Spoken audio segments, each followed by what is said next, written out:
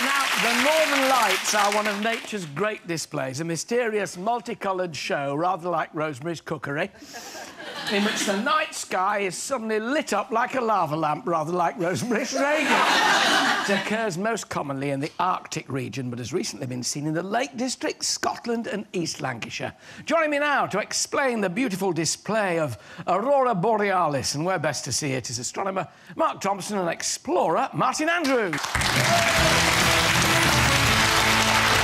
Gentlemen, we hear lots of talk about it, Mark, but what precisely are the Northern Lights? Well, the sun gives off heat and light, as we know. We enjoy that mostly during the summer period, but it also gives off this thing called the solar wind, which is electrically charged particles that race towards the Earth about 400 kilometres per second, and when they get here, they interact with the gas in the atmosphere, and they make it glow, just like a neon tube glows from the electricity inside the bulb. Now, where are the best places, then, to see the Northern Lights? Well, typically, it's good to be far north, but as you mentioned, we have seen them far south of the UK, but certainly the northern parts of the UK, around northern Scotland, you get a better chance of seeing them, but you can sometimes see them further south. Why have we managed, then, this year to see them, you know, in Lancashire, in Cumbria, up there? Why is that? Well, the sun goes through a period of activity, and the sun's actually been increasing in its level of activity over the last few years, and there's this 11-year solar activity cycle, and it gets more and more active, and then it starts to calm down again. So it kind of peaks and troughs over this 11-year cycle. And so at the moment, we're during a period of activity on the sun, and so that's why we're seeing the Aurora Borealis, because it's chucking off more material. And there's been some incredible footage and videos from some of the spacecraft, like the SOHO spacecraft, which is showing these coronal mass ejections, which are just incredible explosions on the surface of the sun, chucking this stuff out into space.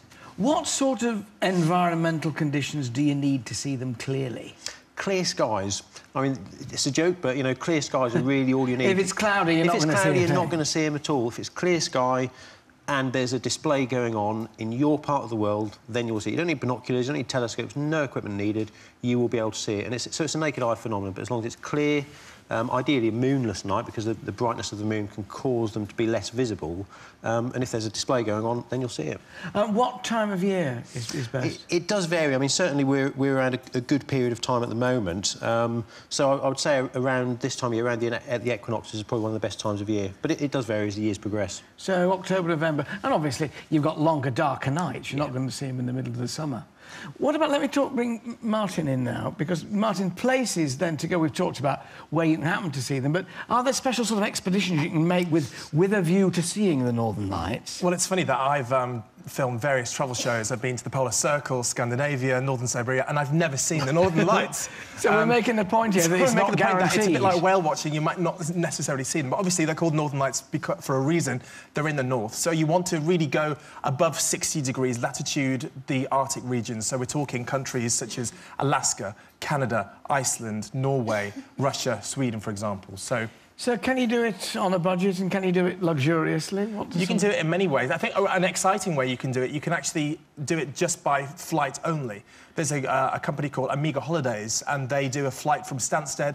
It's £199. It's a 3-hour trip. You jet off, see the sights, and come back. Look on the left, look at the right. There you have it. Really? So is there a better chance, do you think, if you're airborne, then? Because you're above the clouds? Yeah, no, absolutely. It gets away the risk. Of course, a jet aircraft can travel many hundreds of miles, and so the Aurora do happen quite a lot throughout the year, and we just don't know about it because we're so far south. If you get on an aeroplane, 3 hours or so, you can get a long way to the north, get up near Norway, see the site above the clouds, so you take the risk of the weather out, and of course you can just come straight back home again. But I guess there's nothing nicer than actually standing, as they used to say, on terracotta. Standing on terra firma, and there they are in front of you. I saw the most phenomenal display from Norfolk quite a few years ago now, and it's not uncommon to see them that far south, but it does happen. Yeah. And it was the most incredible display, and it was eerie because it was silent, and you had these colours just kind of moving in the sky. So it was really spectacular. It's incredible to see. Absolutely incredible. And in to fact, see. in 2003, you could see them in France and Spain as well. Gracious. And it has been seen in London before as well. I googled yesterday Northern Lights in London, and it came up with a electrical light shop in Camden. But you can see them in the south of the country. It's just very, very rare. And if you want a proper, you know, experience of going there and staying somewhere, and as you say, you've got to be patient. They might not happen. Where would you go? Where would you suggest we had a holiday? Well, I think for the budget-conscious people, I think there's a great trip which is through Icelander.com, and it's £299, which is a great price, and that includes a 3-star hotel in a cabin hotel, and that's per person, and that's to Iceland, a great trip there.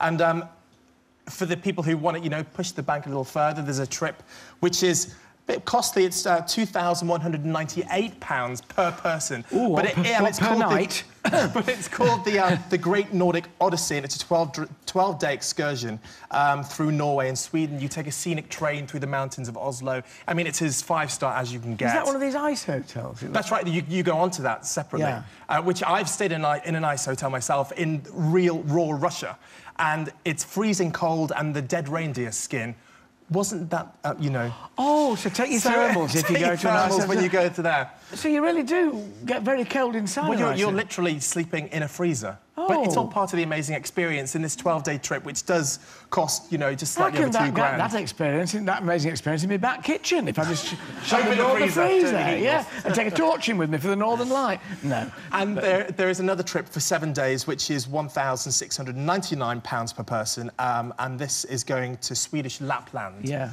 And that's with off-the-map travel, and you can go to the Abisko National Park, and there's a famous place called the Aurora Sky Station, which is meant to be one of the main places where you can see this amazing phenomenon. Wonderful. So if you feel so moved, those are the places to go. Yeah. My thanks to Mark Thompson and Martin Andrews. Thank you very much.